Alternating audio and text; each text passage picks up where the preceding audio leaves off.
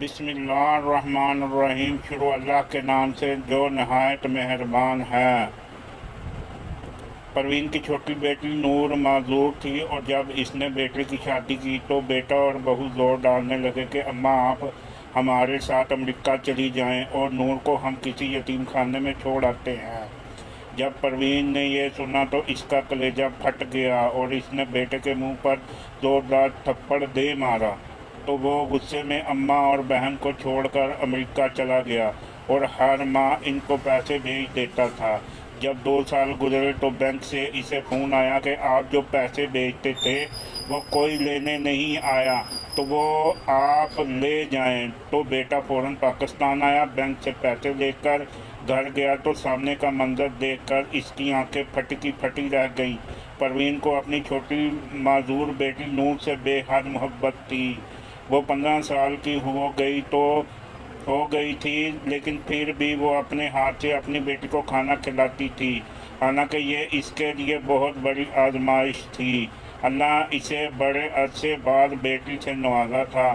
اس کا بڑا بیٹا اپنی چھوٹی بہن سے 10 سال بڑا تھا، اور اسے اپنی چھوٹی بہن نور سے ذرا بھی محبت نہ تھی۔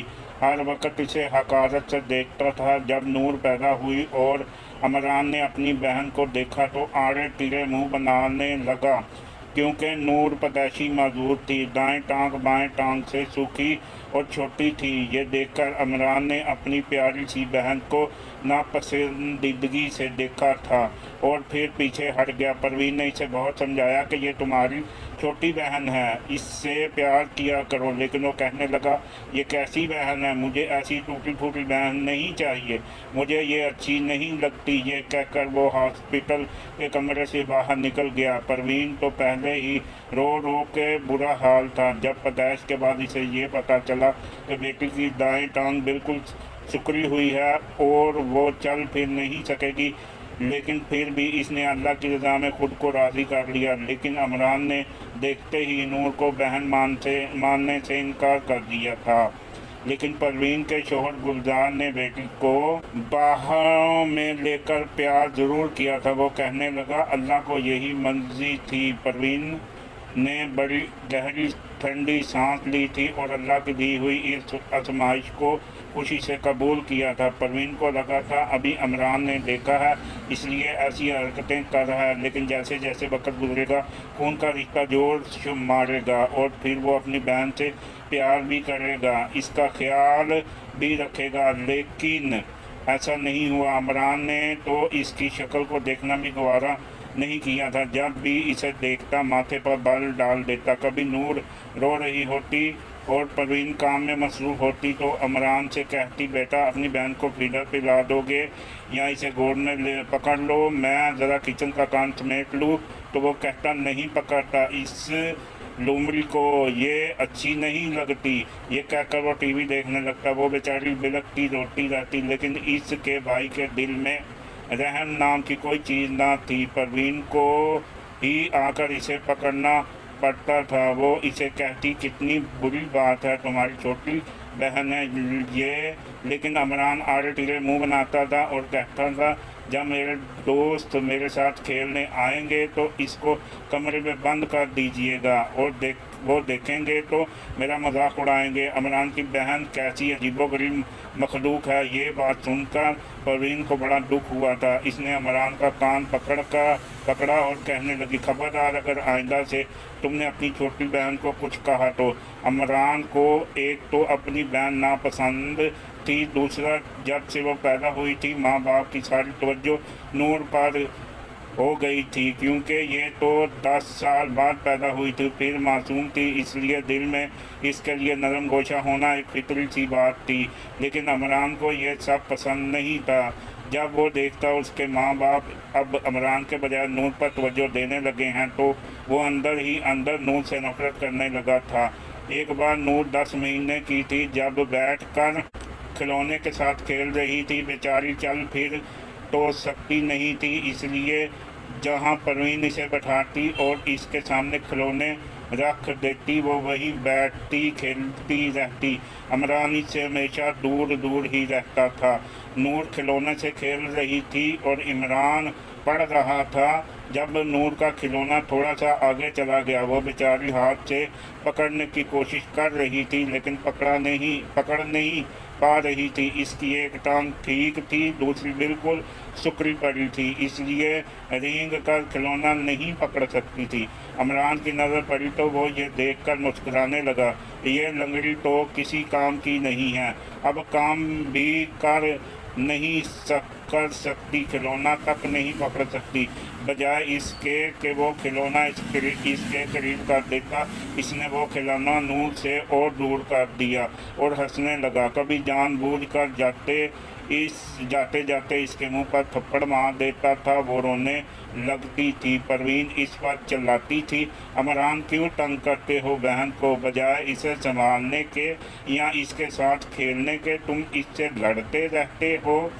वो कहता, ये मुझे बुरी लगती है। वक्त यूं ही आगे बढ़ने लगा। नूर थोड़ी बड़ी हुई तो परवीन ने प्राइवेट टीचर घर पर रख ली, जो नूर को इब्तदाई तालीम देने लगी, क्योंकि वो स्कूल जा नहीं सकती थी और इमरान इसे भी तंग करता था। वो एक जगह बैठी रहती, मुकम्मल तौर पर वो परवीन के रहमो करम पर थी, वही इसे संभालती थी। इमरान की तालीम मुकम्मल हो गई तो काफ़ी अच्छी फर्म में इसे नौकरी मिल गई थी, पैसे भी बहुत अच्छे मिल रहे थे। इसने अपने वालिद से कहा, अब आपको कमाने की या मेहनत करने की ज़रूरत नहीं, घर के हालात अच्छे होने लगे थे। वो अपनी माँ के लिए और अपने बाप के लिए चीज़ें भी ला कर देता था। बस एक नोट थी जिसके लिए कभी वो खुशी से कुछ नहीं लाया था। बस इसकी वालदा ही नूर के लिए शॉपिंग करती थी। वो कहता था, इस लंगड़ी पर कुछ भी अच्छा नहीं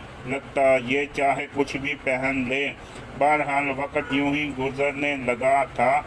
एक दिन इमरान के वालिद को हार्ट अटैक हो गया और हॉस्पिटल जाते जाते ही वो दम तोड़ चुके थे। परवीन के लिए शोहर का सदमा बहुत बड़ा सदमा था। वो तो बिल्कुल टूट के रह गई थी और नूर भी यही हाल था। भाई का प्यार तो इसे कभी मिला ही नहीं था। अलबत्ता इसके वालिद इसे बहुत चाहते थे, बहुत प्यार करते थे और इसके लाड उठाते थे, इसे शहजादी कहते थे। बहरहाल नूर का भी रो रो के बुरा हाल था। पहली बार इमरान ने इस वक्त नूर को तसल्ली दी थी, इसकी आंखें साफ की थी और वो भी भाई से लिपट गई थी। बाप के खुशबू भाई से महसूस होने लगी। फिर इसने नूर के सर पर हाथ रखा और कहने लगा, कभी भी ये मत समझना कि तुम अगले की अकेली हो। मैं कोशिश करूँगा, अब्बा जितना तो नहीं लेकिन फिर भी तुम्हें प्यार दूँ। परवीन ने जब ये सुना बेटे का माथा चूमा, इसे दुआएं देने लगी। वो जानती थी अब बेटे के रहमो करम पर आ चुकी हैं। इमरान का रवैया शुरू में तो परवीन और नूर के साथ बहुत अच्छा था। नूर 15 साल की हो गई थी लेकिन खाना इसकी माँ ही इसे अपने हाथ से खिलाती थी। अब वो बैसाखियों के सहारे चल लेती थी, लेकिन ये तो परवीन भी जानती थी और नूर भी कि नूर कभी शादी नहीं हो सकती, क्योंकि कोई भी इसे बीवी के तौर पर कभी भी कबूल नहीं कर सकता। इसलिए सारी ज़िंदगी नूर ने या तो अपनी माँ के साथ गुजारनी थी और माँ के बाद भाई के साथ। इन्हीं दिनों इमरान को एक कॉलीग अच्छी लगने लगी। वो काफ़ी अमीर ख़ानदान की लड़की थी। यूँ तो इमरान का भी अपना घर था, गाड़ी थी जो इसे आपस की तरफ से मिली थी, अच्छा सेटल था। इसलिए इसने अपनी माँ से कहा कि इसे रुबीना पसंद है और वो इसे शादी करना चाहता है। परवीन को भला क्या इनकार हो सकता था। इसने रिश्ता मांगा जो मंजूर हो गया। चंद माह में ही रुबीना इसकी बहू बन गई थी। लेकिन जैसी हकारत पहले कभी इमरान नूर की तरफ देख कर करता था, वैसी ही हकारत और नफरत रुबीना की नज़रों में भी थी। वो नूर से ऐसे पीछे भागती जैसे नूर कोई अछूत की बीमारी हो और रुबीना को भी लग जाएगी। खाना रुबीना बनाने लगी और परवीन की अब सारी तवज्जो नूर की तरफ होती थी। नूर की टीचर अभी भी आती थी और इसे पढ़ाती थी। इसे कहने लगी कि 9वीं जमात के बोर्ड के पर्चों की मैंने तुम्हारी तैयारी करवा दिया, तुम प्राइवेट ही पेपर दे दो। जब ये बात हुई तो परवीन ने इमरान से कहा, पहले तो इसे कोई एतराज़ न था, कहता था मैं इसे गाड़ी में बिठा कर ले जाऊंगा और बच्चा भी दिलवा दूंगा।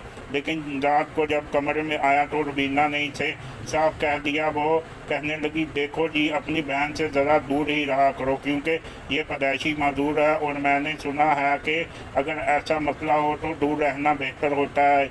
ये ना हो कल को हमारा कोई बच्चा ऐसा ही पैदा हो जाए।